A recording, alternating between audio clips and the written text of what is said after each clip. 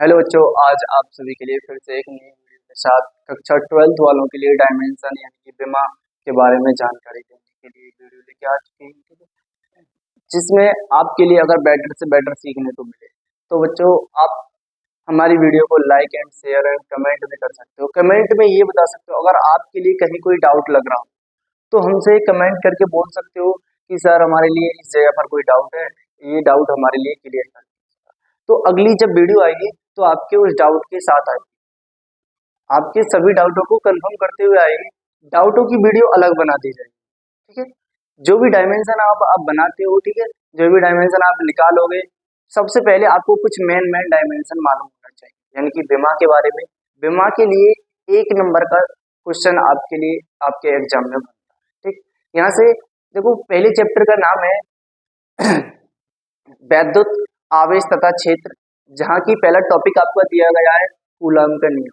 Coulomb के नियम में एप्सिलॉन नॉट होती है जो कि निर्वात की वैद्युतशीलता होती है। यहाँ उसकी डायमेंशन आपसे ज्यादातर पूछी ही जाती है कि एप्सिलॉन नॉट की या निर्वात की वैद्युतशीलता की डायमेंशन क्या है, ठीक।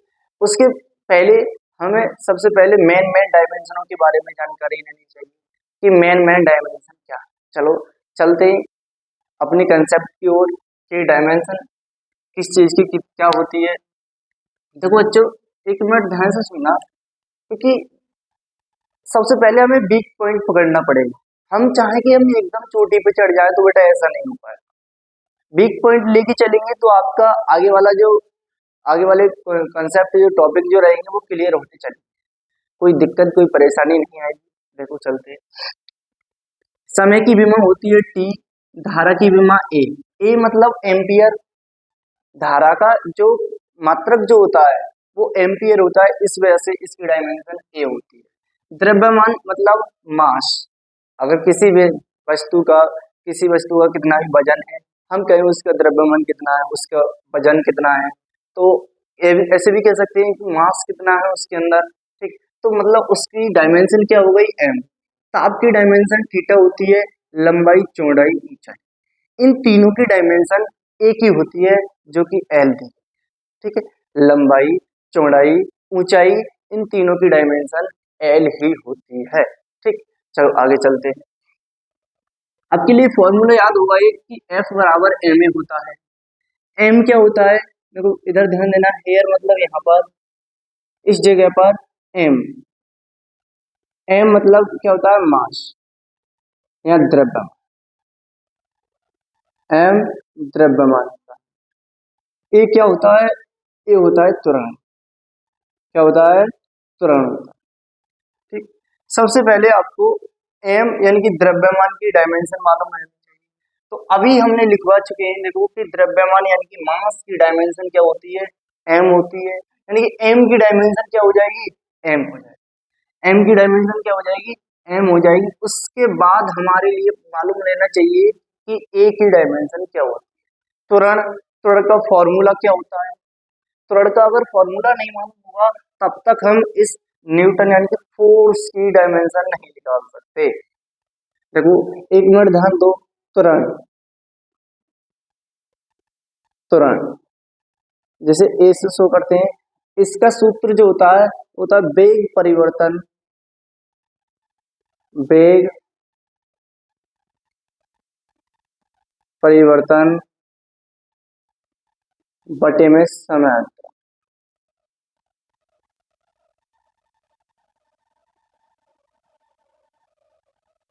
बटे में समय अंतर। वेग परिवर्तन क्या होता है, देखो एक और मैं सूत्र आपके लिए बता दूं कि चाल बराबर क्या होता है, चाल बराबर दूरी बटे समय, ऐसा ही कुछ होता है, ठीक। चाल बराबर क्या होता है, दूरी बटे समय। चाल बराबर दूरी बटे समय। यहाँ से दूरी की डायमेंशन आपके लिए मालूम है, दूरी यानी कि लंबाई चौड़ाई ऊंचाई, इन सब यानी कि दूरी को हम कैसे, दूरी में लंबाई भी आ जाएगी, दूरी में चौड़ाई भी आ जाएगी, दूरी में ऊंचाई भी आ जाएगी। अब दूरी की जो डायमेंशन हो जाएगी वो क्या हो जाएगी, एल, ठीक। समय की डायमेंशन क्या हो जाएगी, टी हो जाएगी। यानी कि हम कहें कि चाल की डायमेंशन क्या होती है, तो एल अपॉन टी होती है। एल अपॉन टी, ये टी को हमेशा हम अपॉन में कभी, डायमेंशन कभी भी अपॉन में नहीं रखते। जब डायमेंशन कभी अपॉन में नहीं रखते, अभी टी की पावर कुछ भी नहीं है तो उसकी पावर 1 है। अभी पॉजिटिव है, जब टी के लिए हम ऊपर की ओर लेके जाएंगे तो टी की पावर हो जाएगी -1, नेगेटिव हो जाएगी। यानी कि हम कहेंगे कि चाल की जो डायमेंशन होती है वो L-T-1, L-T-1। ठीक, अब देखो त्वरण पर चलते हैं। अभी इतना आपको मालूम रहना चाहिए, तभी जाके आप त्वरण की डायमेंशन निकाल सकते हैं। त्वरण की डायमेंशन वेग परिवर्तन जो कि L-T-1 जो आई है वो ही वेग परिवर्तन की होती है। इसका पहले मात्रक मालूम रहना चाहिए। इसका मात्रक होता है मीटर प्रति सेकंड, मीटर प्रति सेकंड और बटे में सेकंड, समांतराल लिखा हुआ है, बटे में सेकंड होगा। मीटर की डायमेंशन क्या होती है L, और सेकंड की क्या होती है T, और बटे में फिर से T आ गया।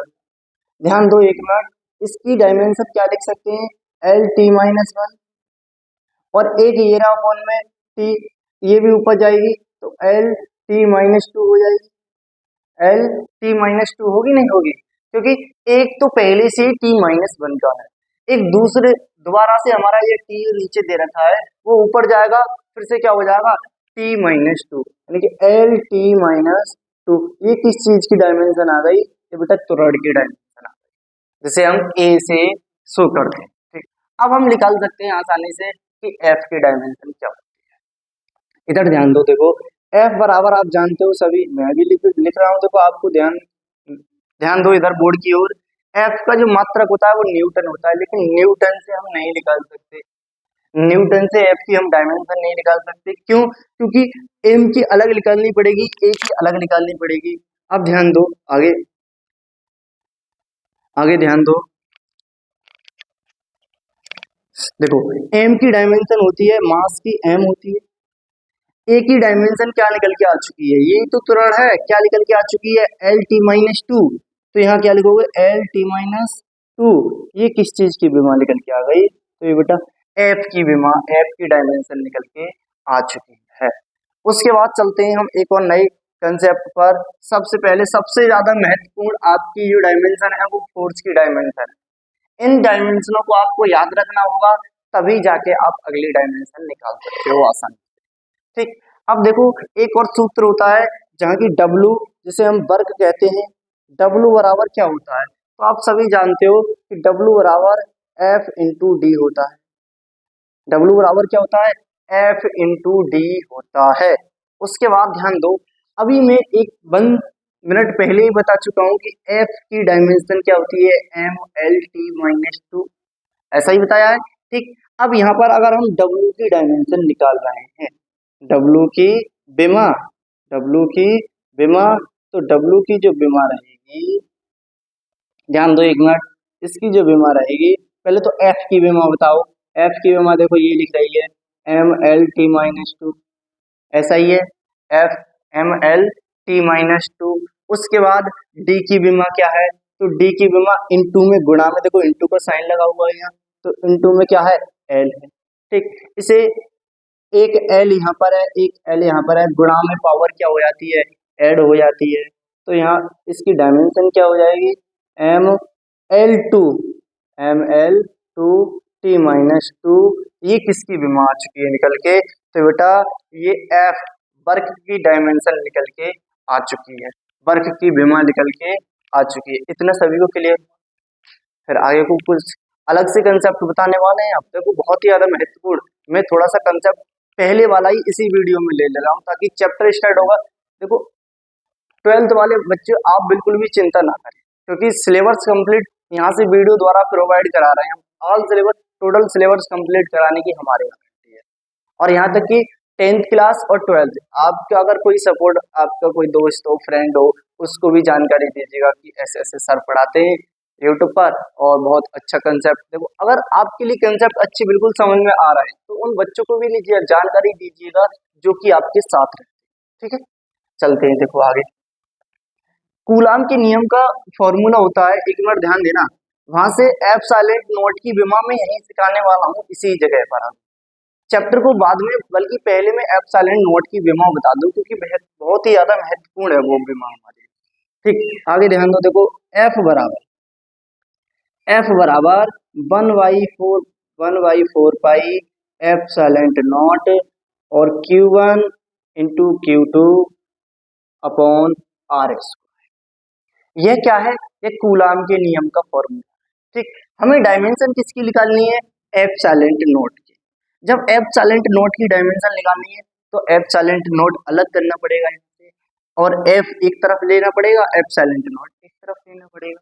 ध्यान से देखें एक मिनट, सभी को दिख रहा होगा, कोई बात नहीं, इसके आगे ले लेते हैं। देखो, जब एप्सिलॉन नॉट को इधर लेंगे, यहाँ बीच में बराबर का साइन लगा हुआ है तो क्रॉस मल्टीप्लाई होती है, एप्सिलॉन नॉट इधर आएगा, एफ जाएगा इधर, तो एप्सिलॉन नॉट आ गया आपका आगे, और इधर हो जाएगा 1/4 पाई Q1 इंटू Q2 अपॉन में आर स्क्वायर इंटू में एफ। इधर ध्यान दो, देखो ये 1/4 पाई एक कांस्टेंट राशि है। 1/4 पाई कैसी राशि है? कांस्टेंट राशि है। इसकी तो नहीं कोई विमा होगी, कोई डायमेंशन नहीं होगी इसकी, बल्कि Q और Q2। देखो मैं आपके लिए एक और बताने वाला हूँ, जब ही निकाल पाएंगे इसकी डायमेंशन जबकि हम क्या Q का हमारे लिए सूत्र मालूम हो। Q का हमारे लिए क्या मालूम हो? सूत्र मालूम है। देखो इधर बताते हैं, Q का जो सूत्र होता है Q बराबर आई टी होता है। आपने सभी ने कक्षा 10th में सीख चुके हो आप कि Q बराबर क्या होता है? आई टी होता है। Q का, ध्यान से सुनो, Q का जो मात्रक होता है वो कूलाम होता है। क्या होता है? कूलाम। Q का मात्रक क्या होता है? कूलाम होता है। कूलाम बच्चों, कूलाम। इतना सभी को क्लियर हुआ? ठीक है, चलते हैं अगले कंसेप्ट। देखो इसी पर, क्योंकि अगर हम डायमेंशन निकालें तो अभी मैंने बताया था कि आई मतलब क्या होता है? धारा होता है। धारा को किससे शो करते हैं? आई से शो करते हैं। तो आई की डायमेंशन क्या हो गई? देखो धारा की डायमेंशन क्या होती है? ए। तो आई की डायमेंशन क्या हो गई? ए हो गई। टी मतलब टाइम, टी मतलब टाइम, टाइम की डायमेंशन अभी हम बता चुके हैं सबसे पहले क्या है? टी है। तो यहाँ पर क्या हो जाएगी? अब आप देखते ही बता दोगे कि Q की डायमेंशन क्या है। तो Q की डायमेंशन क्या है? एटी। एटी कहाँ से निकल के आई? आपको लिए सूत्र दिखाई दे रहा होगा, Q बराबर आई टी, आई की डायमेंशन ए, टी की डायमेंशन टी। ठीक, आगे ध्यान दो, इस फॉर्मूले पर चलते हैं। यहाँ से आप डायमेंशन निकालने वाले हैं किस चीज की? एप्सिलॉन नॉट की। ध्यान दो, देखो ये तो कांस्टेंट राशि है, ये तो अलग हट जाएगा। ऊपर क्या है? Q1 और Q2, इनकी डायमेंशन एक ही रहेगी। Q1 की डायमेंशन क्या है? 80। क्या है? 80। Q2 की डायमेंशन क्या है? 80। 80 अपॉन में R क्या है? R एक दूरी तो है,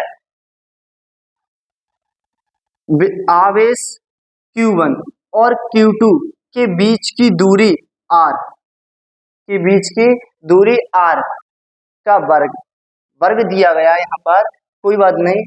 जब R की डायमेंशन क्या है? एक मिनट ध्यान दो, दूरी की डायमेंशन अभी हम लिखा चुके हैं। देखो दूरी की डायमेंशन क्या होती है? L। लंबाई चौड़ाई ऊंचाई सभी के क्या होती है? दूरियां होती है।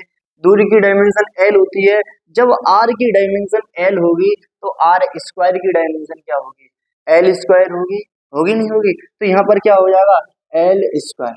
अब आप उसके बाद जानते हो F लगा हुआ है इंटू में, F की डायमेंशन अभी हम बता चुके हैं MLT-2। तो F की डायमेंशन क्या हो जाएगी? MLT-2। आगे ध्यान दो, अभी ये अपॉन में दिया गया है, अभी तो हमें ये ऊपर करना पड़ेगा, तभी जाके हम अच्छी तरीके से इसकी डायमेंशन को निकाल सकते हैं। ध्यान दो, देखो एल स्क्वायर ये नीचे दिया गया है, एक एल ये रहा, इनटू में पावर ऐड हो जाती है, एल की पावर 2 यहाँ पर ये रही, एल की पावर 1 इधर है। आप कहोगे पावर तो यहाँ दिखाई नहीं दे रही बेटा, जिसकी पावर कुछ नहीं होती उसकी पावर 1 होती है। ठीक, अब ध्यान दो, ए यहाँ रहा, ए ये रहा, ए ऊपर 2 जगह है तो ए स्क्वायर हो जाएगा। ठीक, टी ऊपर 2 जगह है, टी स्क्वायर हो जाएगा। एम की पावर अभी 1 है, नीचे पॉजिटिव है, ऊपर जाके नेगेटिव हो जाएगी। किसकी हो जाएगी? नेगेटिव। एल अभी 3, देखो 2 ये रही, 1 ये रही, कितनी हो गई?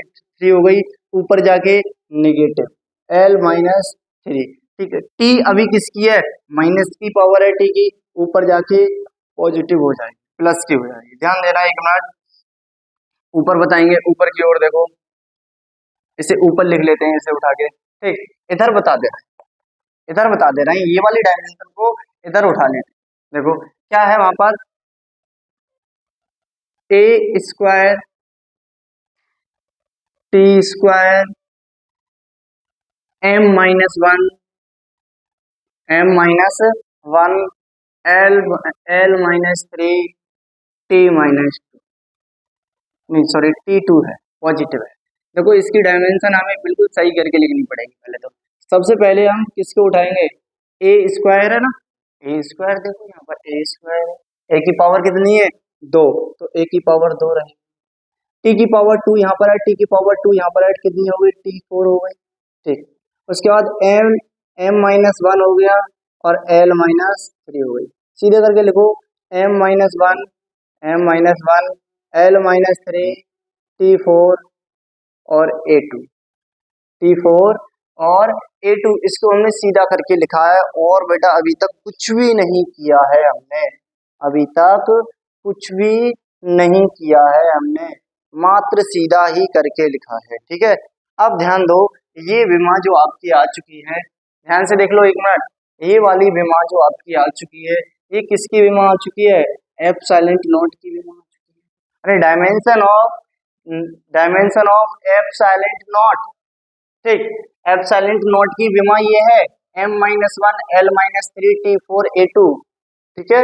ये इतनी याद रखना, एक नंबर में पक्का ही आपके एग्जाम में मिलती है बेटा, ज्यादा से ज्यादा पूछने को मिलती है। मैंने क्यों आगे वाला कंसेप्ट इसी वीडियो में क्लियर किया है डायमेंशन का, क्योंकि ये डायमेंशन आपको पूछने के लिए मिलती है। एक बार सभी बच्चे देखो इसको अलग से देख लें, मैं हम अलग हट जाते हैं, आप स्क्रीनशॉट ले लीजिएगा, अन्यथा चलो चलते हैं। स्क्रीनशॉट ले लिया होगा आप सभी ने, देखो वीडियो के लिए बार बार आप देख सकते हो, एक बार में अगर आपका कोई कंसेप्ट क्लियर नहीं हो दोबारा से देख सकते हो, फ्री ऑफ कोर्स है, ठीक है। कोई आपका इसका चार्ज नहीं लगता है कि वीडियो को देखने में कोई हमारे लिए बार बार चार्ज देना पड़े, फिर कोई चार्ज नहीं लगता है, आप आसानी से इस वीडियो को देख सकते हो। चलो थैंक यू, इतना ही आज वीडियो में, बहुत ही ज्यादा लॉन्ग हो जाएगी, ठीक है। आगे से कल एक दो दिन बाद हम आपका 12th क्लास के सिलेबस स्टार्ट करने वाले हैं। वीडियो ज्यादा लॉन्ग नहीं रखेंगे, ठीक है, ताकि आपको भी ज्यादा कोई दिक्कत नहीं है। अगर वीडियो लॉन्ग रहेगी आपको भी थोड़ी सी दिक्कत आएगी, प्रॉब्लम आएगी, कंसेप्ट कट हो जाएगा, बीच में हमने रोक दिया, ठीक। मतलब एक वीडियो में एक ही कंसेप्ट को रखेंगे हम, ताकि आपके लिए अच्छे से अच्छे समझ में आ सके। चलो थैंक यू बच्चों, इतना ही आज के लिए, धन्यवाद।